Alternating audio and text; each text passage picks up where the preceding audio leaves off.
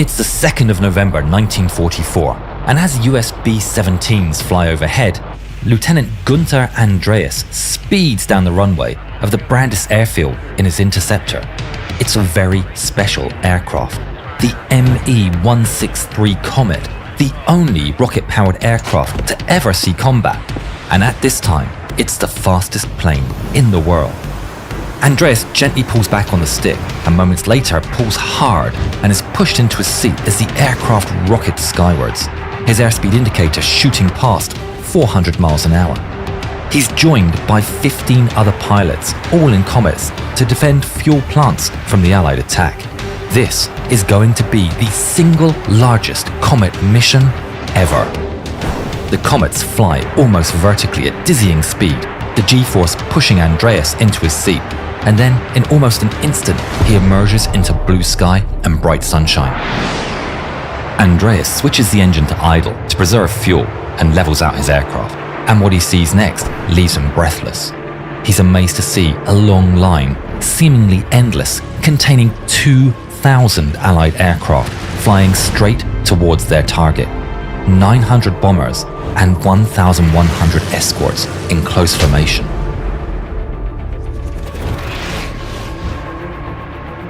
The Comets see the target and scatter.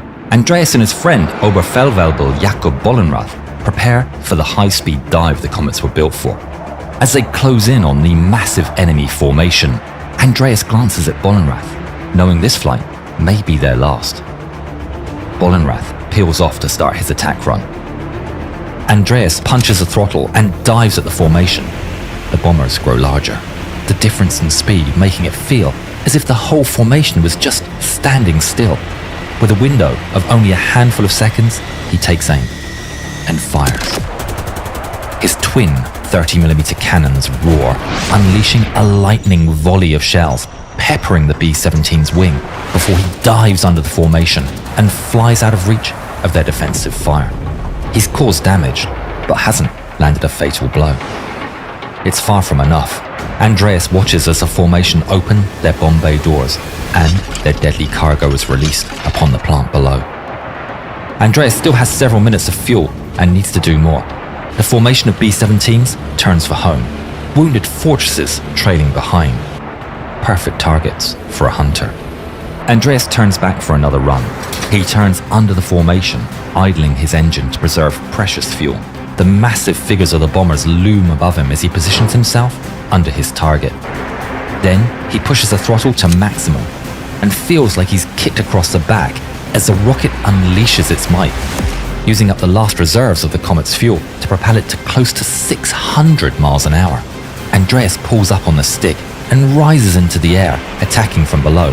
But the B-17's ball turret gunner sees him coming and swiftly turns the turret to meet Andreas's attack. The German pilot lands his crosshairs directly on his target and opens fire.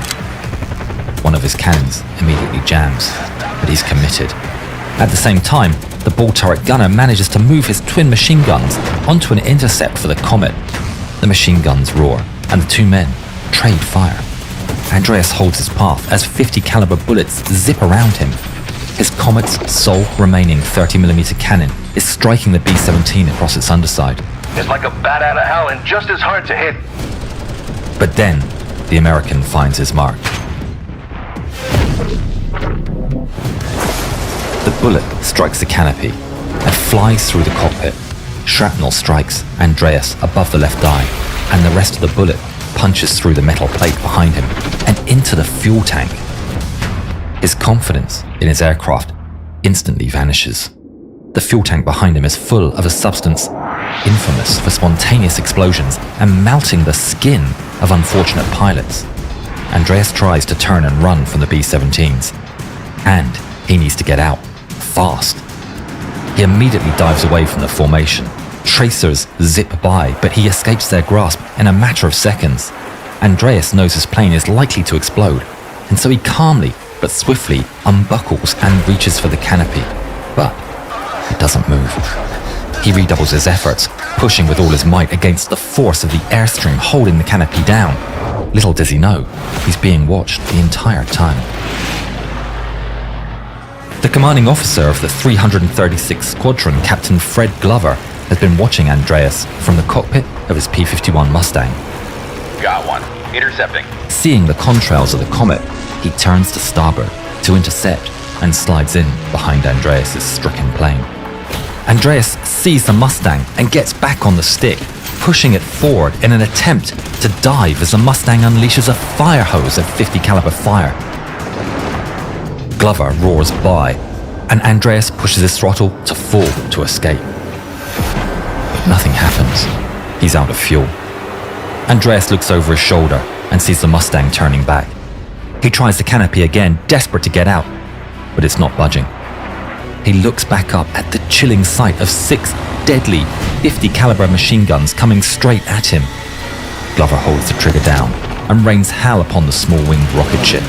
The Comet sheds pieces, entire panels peeling off, revealing the machinery within. His bullets pierce the Comet's fuel tanks, and the vapors ignite, starting a flame across the Comet's underside. Andreas turns his little plane upside down and dives as he feels his aircraft being shot up from underneath him. The Mustang turns to follow, staying hot on his heels, as he fires a relentless onslaught of lead that peppers the small plane. Andreas still has a way out of this. Despite Glover still having an engine, the Me-163's airframe is better suited for high-speed diving, and it might just have a chance at outrunning the P-51 in the dive, even without an engine. Glover knows he has limited time and gives it everything he's got, ripping the fragile fighter to shreds. Andreas' time is about to run out, but then more comets appear from the clouds. It's the rest of his squadron.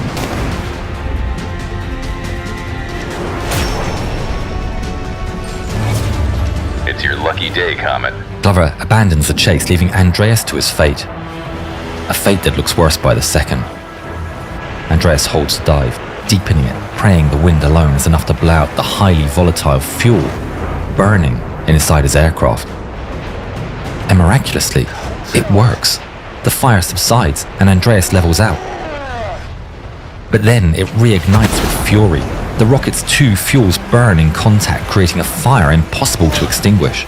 He needs to get out, straight away. In the other Comet, his friend Jakob Bollenrath dives down onto a bomber formation, firing a burst of shells and striking across the top of a flying fortress. As Bollenrath rockets past and pulls back on the throttle, a P-51, piloted by Captain Louis Norley, is waiting, and right before his eyes, Bollenrath's Comet comes onto the scene. Norley throttles up. Bollenrath's not paying attention. He's preserving fuel as he prepares for another run. Then, bullets zip by his field of view. He pulls into an evasive maneuver and dives down for speed. Norley turns to follow.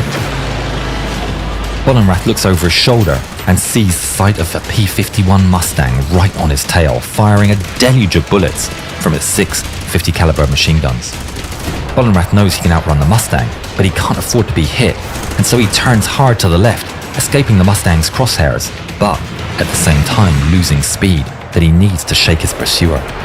The Mustang keeps on with the chase, pulling with all he has to bring the crosshairs onto the target. Bollenrath pulls hard on the stick, willing his little machine to turn as hard as possible to bleed off speed and force the Mustang to fly past. But Norley sees it coming. He predicts the Comet's path, lines up his sights, and pulls the trigger. .50 caliber bullets arc towards Bollenrath and strike the Comet's rear fuselage. Bollenrath ducks in his cockpit as a wave of crackles reverberate through his little fighter, each one filling him with dread. But then, they stop, and the Mustang flies by over his head.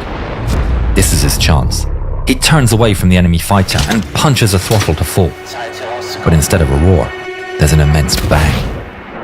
The engine is critically damaged by the American fire and is seized up. With no time to think, Bollenrath attempts to restart the engine, but it's no use. The Mustang turns back. Jakob sees it. There's nothing he can do.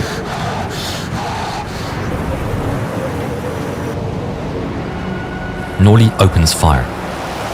.50 caliber bullets tear into the small aircraft from tail to the cockpit. Flames flicker from the bullet holes in the Comet as it rolls over, out of control. In the other Comet, Andreas is still fighting to escape his burning plane. He pushes on the canopy, but it remains stuck. He fights it with all his might as he feels the heat of the fire bleeding through his chair. He's going to burn alive. But then, the canopy briefly gives before getting slammed back shut. It dawns on him. It's the wind. He grabs the controls and pulls up hard on the stick, bleeding off speed. He pushes open the canopy and it swings open with ease. Finally, Andreas bails from the fighter, escaping with his life. As his parachute opens, he sees the remains of Bollenrath's comet streaking fire on a nosedive towards the ground. Andreas watches it fall. There's no parachute. Jakob Bollenrath never escaped his plane and lost his life in the battle. His was the last comet to be shot down by a P-51 Mustang. Lieutenant Gunther Andreas, Captain Louis Norley, and Captain Fred Glover all survived the war. Sometimes, even the fastest plane of its time isn't enough to bring those B-7Ts down. Check out the story of a Luftwaffe pilot who tried to ram it, almost like kamikaze.